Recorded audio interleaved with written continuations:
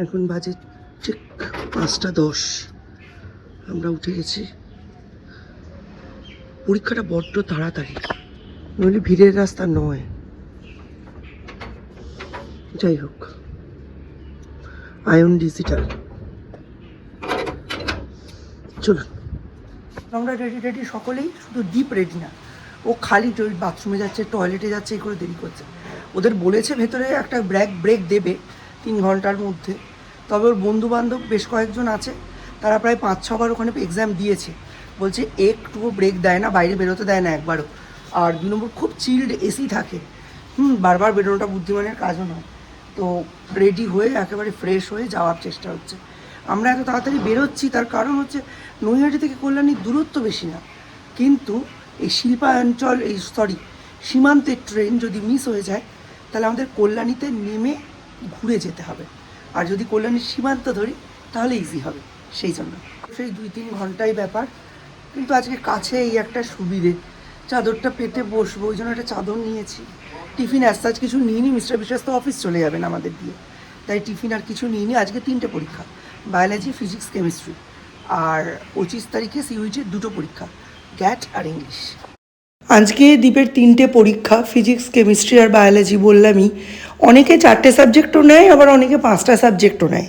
দ্বীপ 5টা সাবজেক্টই নিয়েছে। আজকে হচ্ছে ফিজিক্স, কেমিস্ট্রি আর বায়োলজি, মেন 3টে সাবজেক্ট, স্কোরিং সাবজেক্ট, সেগুলোর আজকে পরীক্ষা।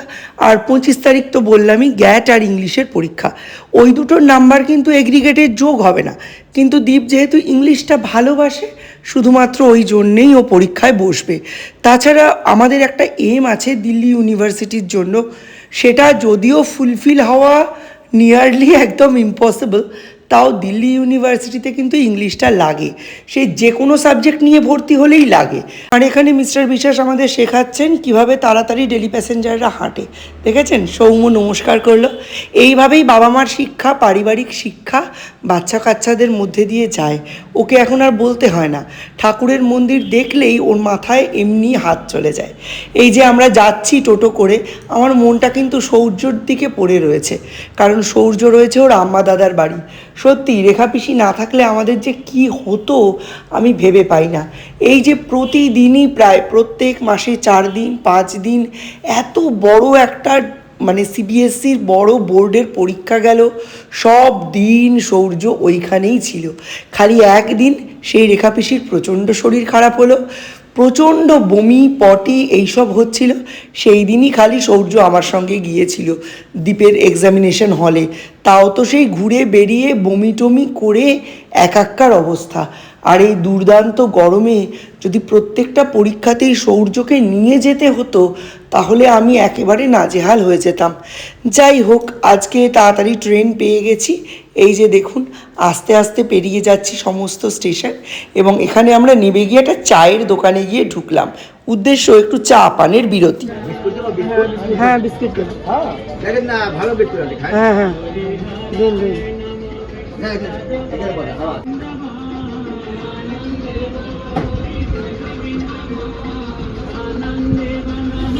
নাও।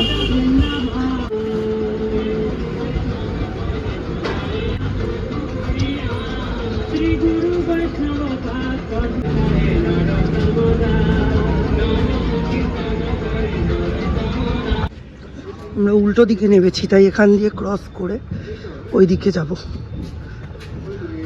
এখান দিয়ে ক্রস করতে হবে তো।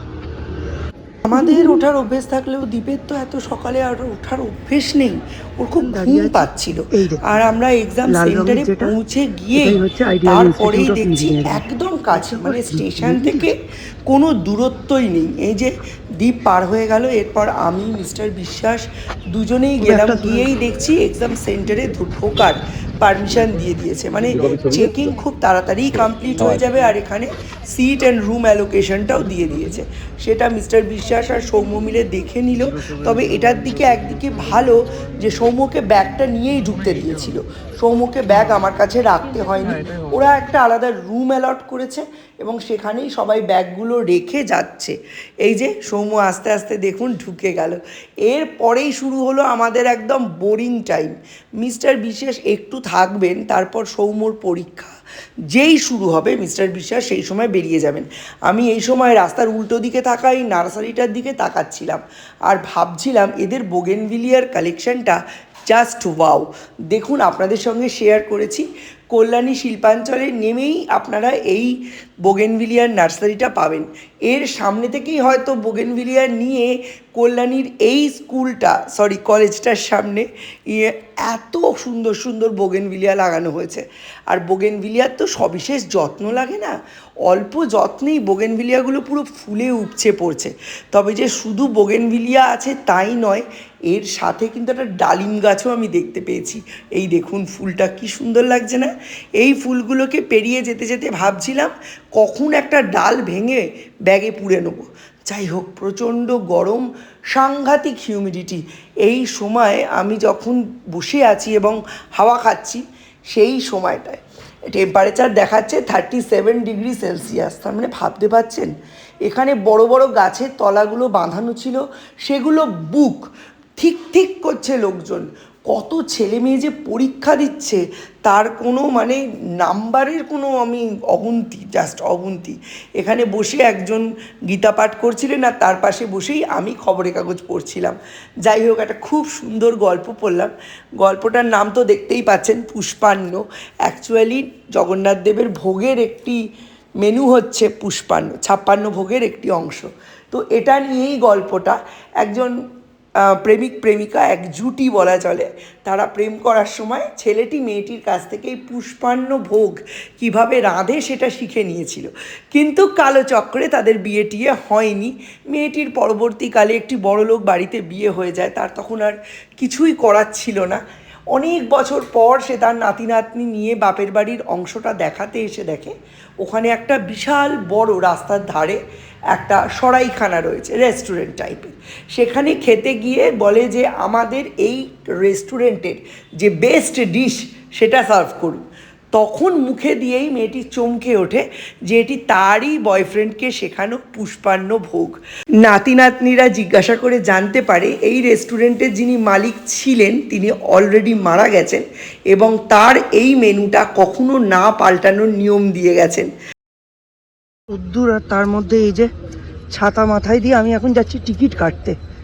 কারণ এই সময়টা যখন 12টার সময় দ্বীপে ছুটি হবে, কল্যাণী সীমান্ত থেকে ডাউনের কোনো ট্রেন নেই, আছে কল্যাণী থেকে। এবার এখান থেকে কল্যাণী যেতে গেলে ওই লাইনটা ক্রস করে আমরা যেখান দিয়ে এলাম সেখান দিয়ে যেতে হবে এবং গিয়ে টোটো ধরে কল্যাণী যেতে হবে। এখান থেকে কল্যাণী বেশি দূরত্ব না, কল্যাণী গিয়ে সেখান থেকে ট্রেনটা ধরতে হবে। তো কি সুন্দর নার্সারি রয়েছে, তাকানোও পাপ। দেখুন এখান থেকেই টোটো পাওয়া যাচ্ছে, টিকিটটা কেটে আনি আগে, তারপরে দ্বীপকে নিয়ে টোটো ধরবো। 12:23 একটা ট্রেন আছে, সেটা যদি পেয়ে যাই সুবিধা হবে, তাড়াতাড়ি পৌঁছে যেতে পারবো। আর নইলে কিন্তু 12:45, তারপর 1:10 না 1:20, অনেক দেরিতে। স্টেশনে এসেই দেখছি মুনমুন দাঁড়িয়ে আছে, অর্থাৎ স্বয়মের মা। ওর সাথেই তো বসে কাটালাম সমস্ত বোর্ডসের এক্সামগুলো। তারপর ওর সাথে আস্তে আস্তে টুকটুক করে এসে দাঁড়ালাম যে স্কুলটায় সিট পড়েছিল কলেজটায়, সেটার সামনে। সত্যি দেখুন, স্কুল বলার অভ্যেসটা আজও গেল না। কবে যে স্কুল বলার অভ্যেস ছাড়বে সেটা আমি বুঝতে পারছি না। তবে সাংঘাতিক গরম লাগছে। বাচ্চাগুলো এখনও বেরোলো না, এখন বাজে 12:15। 12টায় পরীক্ষা শেষ হয়ে যাওয়ার কথা, অথচ এখনও অবধি বাচ্চাগুলো বেরোয় না। এত কষ্ট হচ্ছে কি বলবো, চোখ মুখ পুরো জ্বালা করছে আর ঝরঝর করে ঘাম পড়ছে জানেন। আশপাশে শুধু একই কথা, উফ কি গরম, উফ কি গরম, উফ কি গরম। দ্বীপকে কোনো রকমে ঠান্ডা কিছু খাইয়ে নিয়েই আমরা ঢুকে যাব, আমার দ্বারা আর হচ্ছে না। বৈশাখ মাসটা বৃষ্টিতে ভালোই গেছে, জ্যৈষ্ঠ মাসটা বরং জ্বালাচ্ছে বেশি। জ্যৈষ্ঠ মাসে এমনি হিউমিডিটি বেশি, শ্বাস নেওয়া যাচ্ছে, পুরো মনে হচ্ছে রোদটা ধাক্কা খেয়ে চোখে মুখে এসে লাগছে। কিন্তু ভগবানের কি অসীম দয়া আমার ওপর, আমি মাঝে মাঝে দেখে অবাক হয়ে যাই। আমি যখন বসেছিলাম তখনই দেখবেন ভিডিও ক্লিপে দেখিয়েছি কালো সালোয়ার কামিজ পরা একটি মহিলা ঘুরে বেড়াচ্ছে, ওটা হচ্ছে সুস্মিতা, আর ওর মেয়ের নাম স্মরণিকা। স্মরণিকা সাংঘাতিক মোটা ছিল ছোটোবেলায়, মানে একেবারে যাকে বলে ওবেজ। তারপর কোভিডের পর ও দেখছি এক্সট্রা স্মল জামা কাপড় পরছে, মানে ওই 2 বছরে সুন্দর নিয়মানুবর্তিতার সাথে এক্সারসাইজ অ্যান্ড ডায়েট করে ও একদম এক্সট্রা স্মল হয়ে গেছে, আর এখনও পর্যন্ত ও সেটা মেনটেন করেছে। মোটিভেশন আর ডেডিকেশন কাকে বলে এটা স্মরণিকাকে দেখে শেখা দরকার আমার, সত্যি কথা। ওরদের মধ্যে থেকেই সুস্মিতা আমাকে বলছে, জিনিয়া আমি তো নৈহাটি ফিরবই, তুই আমার গাড়িতে এসে বস।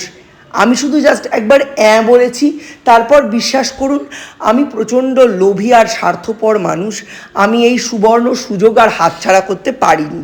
আমি মুনমুনকে টাটা বলে, স্বয়ংকে টাটা বলে ওদের গাড়িতে বসে পড়েছি। দেখুন ফ্রন্ট সিট দিয়েছে আমাকে, আর এই এসি গাড়ির ভেতর বসে যাওয়ার যে কী মজা আপনাদের আমি বলেও বোঝাতে পারবো না।